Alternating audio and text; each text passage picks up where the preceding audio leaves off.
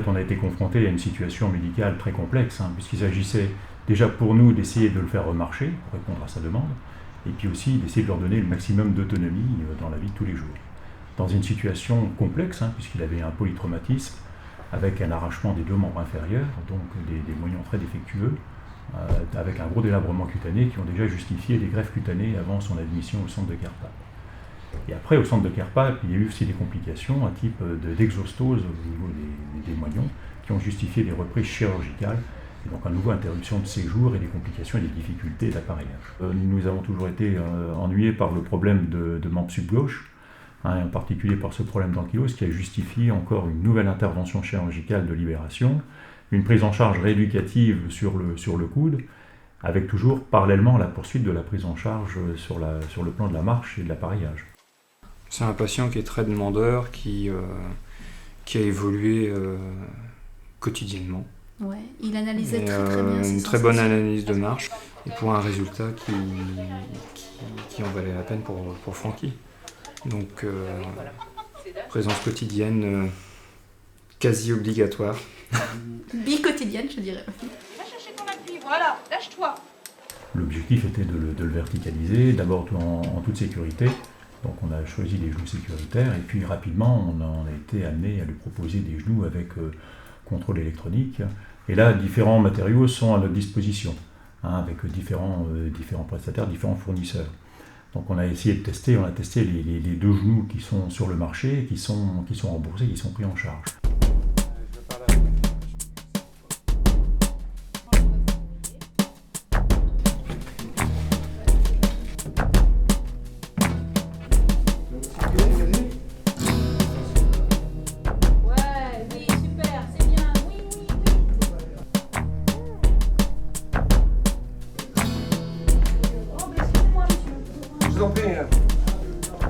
Alors, c'est le bouche aussi. C'est ça la vie, c'est ça.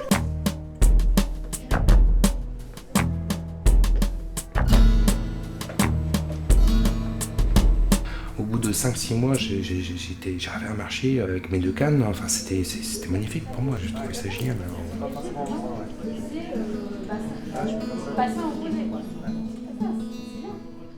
On pourrait distinguer deux phases de rééducation.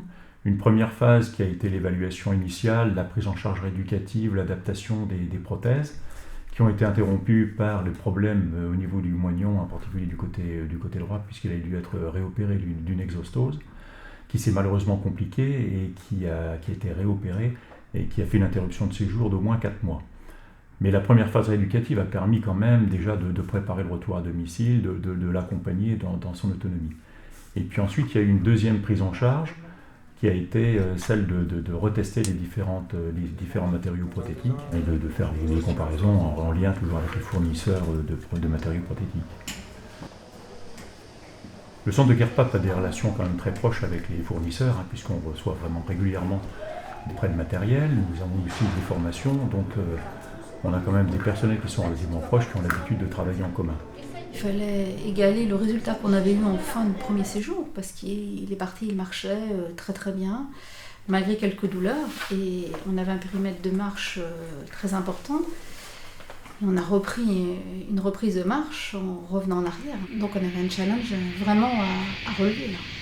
The platform is there because we would like to have less. First of all, we want to have stability for every user. That's the first challenge. Combien de kilos? 3. On a été quand même faire un stage en Hollande, donc qui a duré 3 jours, et à savoir qu'un dépassement en Hollande s'est effectué quand même avec l'orthoprothésiste, la kiné, le médecin. Bon, il y avait toute une équipe de Kerpap qui était venue avec le patient pour ces essais-là, quoi. Donc j'étais un peu bluffé. On a pris l'avion, c'est une grande aventure. Un accueil formidable de leur part, une présentation du produit, une formation sur les 3 jours et un prêt pendant 4 semaines pour faire les tests au centre d'éducation. Ce sont des genoux qui sont mis à disposition pour les patients. Ça convient pas. Ça leur donne des informations aussi sur les possibilités de leur matériel, surtout avec des patients comme Francky qui analysent vraiment le matériel prothétique. Et qu'est-ce qui fait pourquoi on a essayé plusieurs genoux, c'est parce qu'il est monté en gamme, en puissance. J'ai l'impression que c'est un petit peu mieux. Il faut préciser que c'était un accident de circulation qui est intervenu alors qu'il était dans un déplacement en car, accompagné de sa famille, en présence de sa famille. Donc, obligatoirement un tiers responsable. Donc, un financement d'assurance aussi, ce qui est un élément important parce qu'on n'aurait jamais pu financer ce type de genou non pris en charge par la sécurité sociale. Et ça nous a permis aussi d'avoir, de faire des aménagements du logement, d'avoir le véhicule adapté. Puis me dire comment ça s'est passé aujourd'hui, parce que tu as quand même un sacré volume de travail. Hein. Oui, mais ce serait pas inintéressant de voir sur une chaise classique. Donc moi j'aimerais bien voir avec toi en fait l'accès au poste conducteur. Ouais, siège conducteur direct. Non, mais c'est incroyable. C'était inenvisageable. Celui-là, t'as déverrouillé. Celui-là, je vais appuyer dessus, je sais qu'il va pas déverrouiller. Alors là, Avec l'autre genou, je peux pas faire ça. ouais. Donc ça, c'est bon. Mon assurance m'a dit que je pouvais choisir les genoux qui m'iront le mieux. Voilà. Alors, il fallait que je fasse mes preuves au niveau des experts pour prétendre dans ce type de genoux. Moi, je voyais les rapports, les rapports de l'avocate, qui était une personne vraiment très compétente dans ce domaine-là. Et puis, il y a eu des échanges au moment de l'expertise. Parce qu'à un moment donné, on était parti sur un type de genou. Il y a une expertise qui est allée à l'encontre de la proposition qui a été faite.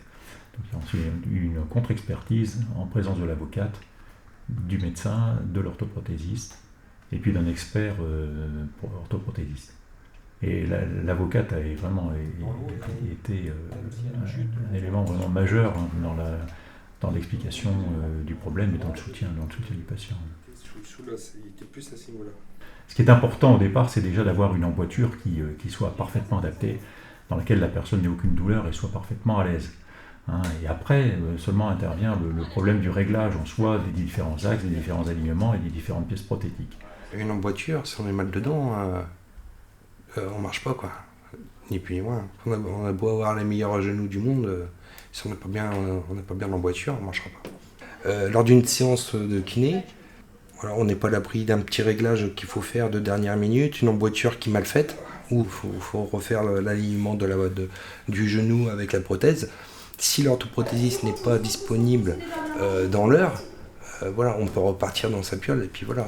Oui, parce que tu peux pas demander au patient, si tu veux, d'améliorer son geste, de trouver le geste juste, alors qu'il sent, et que toi tu sais, qu'il est limité par un réglage.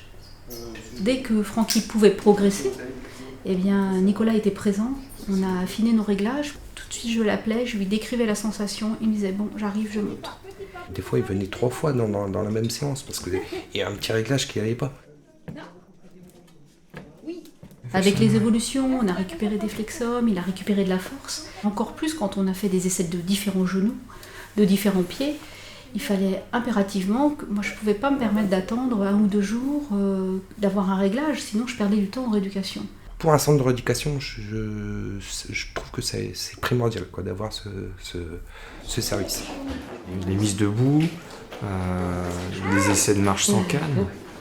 Son sourire quand il arrivait à réussir quelque chose d'un peu compliqué, véritable joie, quoi. Ouais, sa volonté, c'est vrai, c'est une vraie leçon de vie. Hein. Son enthousiasme, toujours partant pour toujours essayer quelque chose. Et, Oui. Alors, Faire du ping-pong, c'est ça? J'aime bien ça, je suis resté pas mal de temps à faire du ping-pong.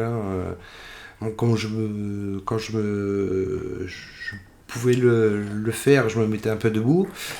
Bon, c'est pas évident de changer la gauche-droite avec une raquette, mais c'était pas mal, ouais. Je fais 3 mois de ping-pong à peu près.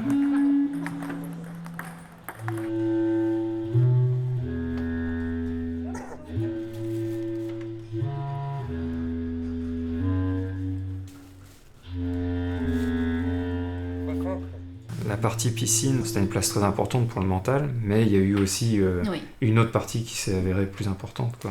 Alors moi, au départ, je l'avais vu effectivement pour qu'il se retrouve dans l'élément aquatique, qui était un de ses hobbies avant. Donc le remettre en situation, se retrouver aussi un peu corporellement. Et puis, ça a été en fait un booster parce qu'il s'est tellement senti bien dans l'eau qu'il s'est du coup musclé d'une façon tout à fait globale. Avec notre maître nageur, il lui a fait un programme de rentraînement de sportif. À Carpape, j'étais toujours plus ou moins le même. J'arrivais pas à passer cette fameuse marche, ce fameux créneau. Et la piscine, moi, m'avait beaucoup aidé. Hein. C'est ce qui m'a fait un peu décoller et gagner au niveau cardio, respiration. Je sais que ça m'avait pas mal boosté. Tout le monde nous dit, même ce qu'ont pu dire certains experts, c'est que normalement un double amputé reste en fauteuil. Et là, Francky marche, il est debout. Le risque, c'est, là il va reprendre prochainement son travail, ce serait qu'il perd musculairement par rapport à tout ce qu'il a pu faire à Carpape, puisqu'il était toujours en activité. Là, en mettant des entraînements en piscine, 1 ou 2 par semaine, on sait qu'il va garder ce capital musculaire qui va lui permettre de continuer à garder sa marche. Il nage avec des grandes palmes là, et musculairement ça le remuscle d'un seul coup et sans que ce soit une contrainte de rééducatif derrière. Et c'est devenu ludique et je pense que ça va l'aider aussi à se défouler parce que dans l'eau il prend de la vitesse, chose qu'il n'a pas tout à fait encore si tu veux, avec ses prothèses, même s'il va très vite, quoi. Et je pense que c'est tu te sens bien, il peut aller à la piscine avec ses petites. C'est reprendre sa vie d'avant aussi quelque part.